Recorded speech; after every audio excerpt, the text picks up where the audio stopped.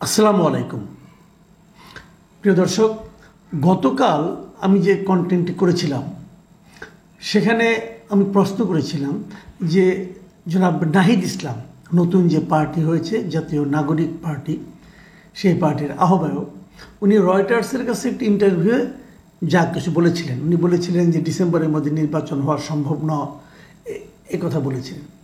তো সেটা নিয়ে আলোচনা করতে যে ওটা নিয়ে আলোচনা করেছিলাম, উনি ওখানে আরও অনেক কিছু বলেছিলেন, সেগুলো নিয়ে আমি খুব একটা কথা বলিনি, কারণ একটা বলতে যে অনেক সময় চলে গেল।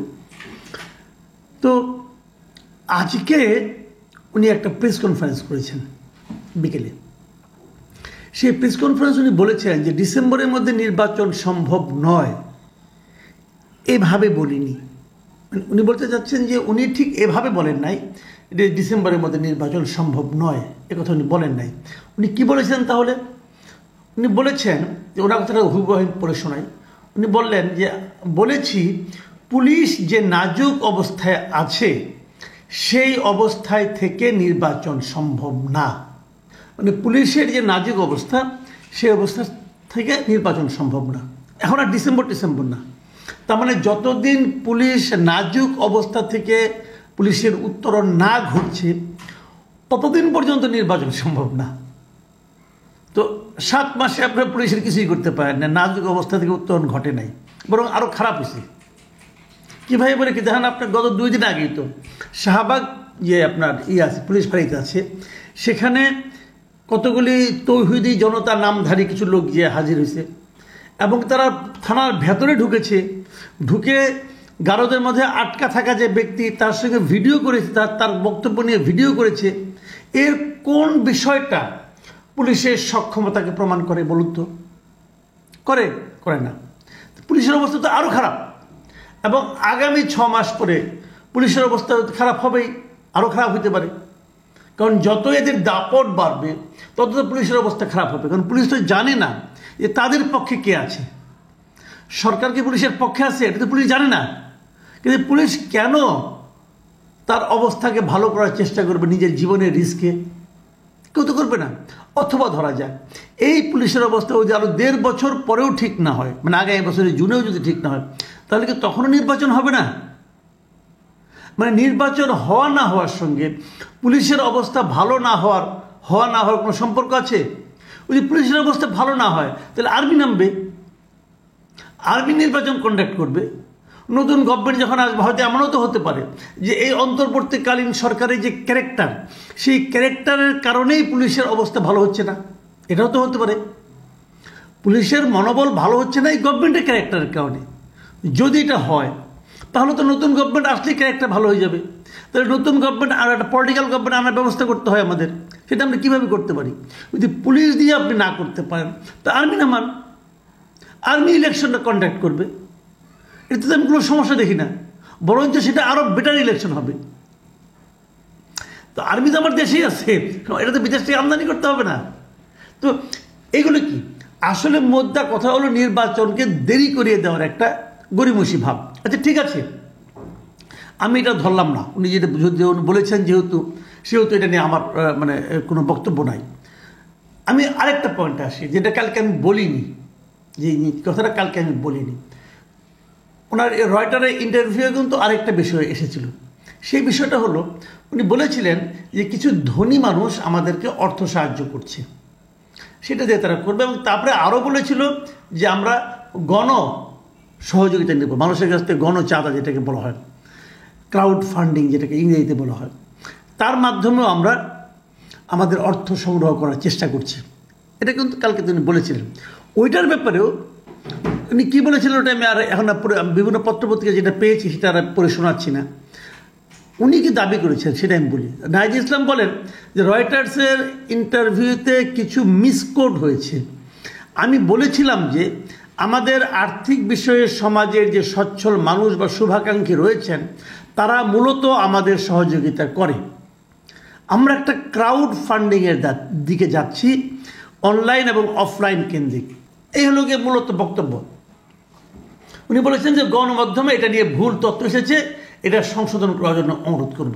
আচ্ছা ঠিক আছে, তাহলে উনি ভুল তথ্য আলাপবাদ কী তথ্য এসেছে ওটা নিয়ে আলোচনাই করতে চাই না। উনি সর্বশেষ যেটা সংশোধন করে দিলেন ওনার বক্তব্যে বাংলা ভাষায়, এবং সেটা হুবহু এসেছে। আমি সেটা নিয়ে একটু কথা বলতে চাই। প্রথমত উনি কী বলেছেন আবার বলি, শুনুন। আমাদের আর্থিক বিষয়ে সমাজের যে সচ্ছল মানুষ বা শুভাকাঙ্ক্ষী রয়েছেন, তারা মূলত, মাথায় রাখবেন, মূলত আমাদের সহযোগিতা করে। মানে প্রধান সাহায্যটা তারা পাচ্ছে সমাজের আর্থিকভাবে সচ্ছল বা শুভাকাঙ্ক্ষীদের কাছ থেকে। যারা আর্থিক এবং তাদের শুভাকাঙ্ক্ষী, তাদের কাছ থেকে যে অর্থটা পায়, এটাই তাদের প্রধান আয়ের উৎস। তারপর আবার বলছে আমরা একটা ক্রাউড ফান্ডিংয়ের দিকে যাচ্ছি, যায় না এখনও, তারা যাচ্ছে। মানে ক্রাউড ফান্ডিং মানে কি? গণচাঁদা। সাধারণ মানুষকে বলবে আপনারা আমাদের টাকা দেন, আমরা দল চালাবো। অনলাইনে হতে পারে, বিকাশে হতে পারে, নগদে হতে পারে, যে যেভাবে পায় তাদেরকে টাকা দিবে। এই একটা পদ্ধতি হতে পারে। ওনারা ওদিকে যাচ্ছেন মানে কি? ভবিষ্যৎকাল, এখনও যাননি। তার মানে এখন পর্যন্ত তারা যা কিছু করেছেন সেটা সেই সমাজের সচ্ছল মানুষ বা শুভাকাঙ্ক্ষী তাদের কাছ থেকে পেয়েছেন, এবং আগামীতেও মূলত এরাই দেবেন। এই জায়গাটাতেই আমার প্রশ্ন, কারা আপনাদের শুভাকাঙ্ক্ষী?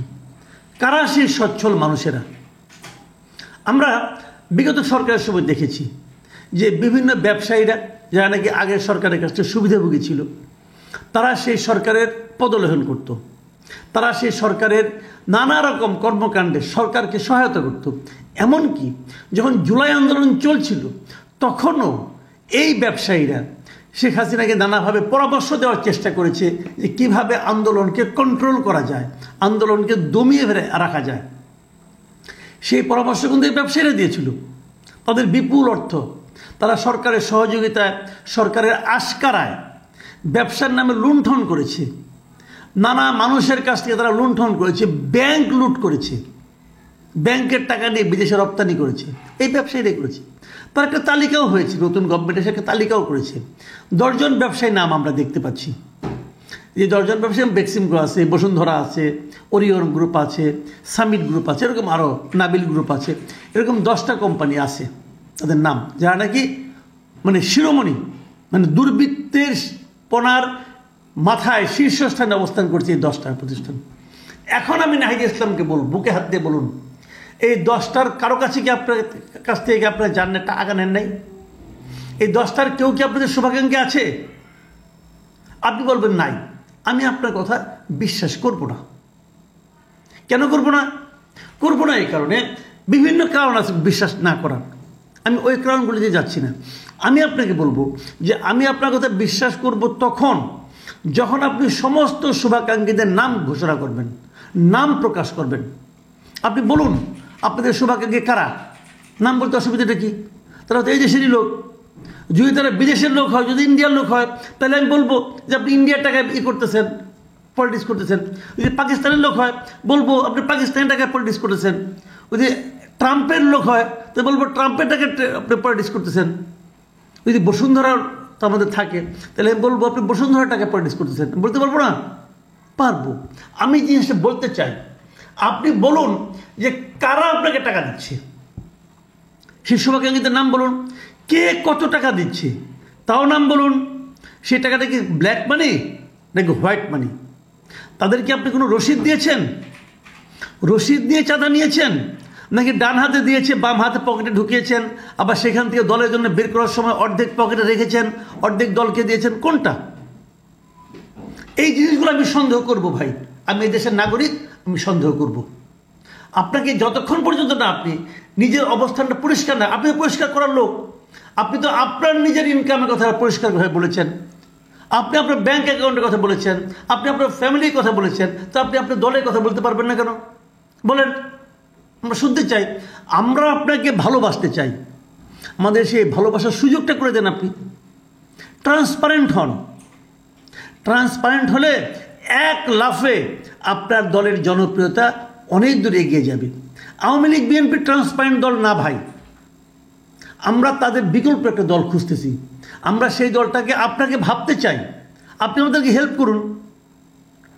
এই সাহায্যটা আপনাকেই করতে হবে। আর যদি করতে না পারেন, তাহলে তো সেই আপনি গড্ডালিকে প্রবাহে গা ভাসালেন। আগে এই সমস্ত দুর্বৃত্ত ব্যবসায়ীর কাছ থেকে আওয়ামী লীগ বিএনপি নিয়েছে, এখন আপনারা নেওয়া শুরু করলেন। তাহলে যেই লাউ সেই কুদু। আমাদের লাভটা কী হলো? জনগণের ভাগ্যের তো কোনো পরিবর্তন হলো না। আমি আপনাকে আহ্বান করব, আপনারা অতি দ্রুত এতদিন যত টাকা পেয়েছেন সব টাকার হিসাব পাবলিক ডোমেইনে অনলাইনে আপনারা ওপেন করে দেন। কার কাছ থেকে কত টাকা পেয়েছেন, প্রত্যেকটা নাম, প্রত্যেকের নামের তার কোন ব্যবসা প্রতিষ্ঠান এবং তার কাছ থেকে কত টাকা পেয়েছেন তার একটা হিসাব দেন। যদি কারো 10 টাকা পান সেটাও বলেন, অমুক আমাকে 10 টাকা দিয়েছে বলেন। আমরা হিসাবটা চাই আপনার কাছ থেকে। আপনি কয় টাকা তুলেছেন, কয় টাকা খরচ করেছেন, অথবা কয় টাকা আপনার লোকজন মেরে দিয়েছে সেটাও আমি জানতে চাই। প্রিয় দর্শক, নতুন দলের কাছে আমাদের চাহিদা সবসময় বেশি থাকবে। নতুন দলের কাছে আমাদের প্রত্যাশা নতুন প্রত্যাশাই থাকবে। সেই নতুন প্রত্যাশা যদি নতুন দল না মেটাতে পারে, তাহলে নতুন দলের সঙ্গে পুরাতন দলের কী পার্থক্য রইল? আল্লাহ হাফিজ।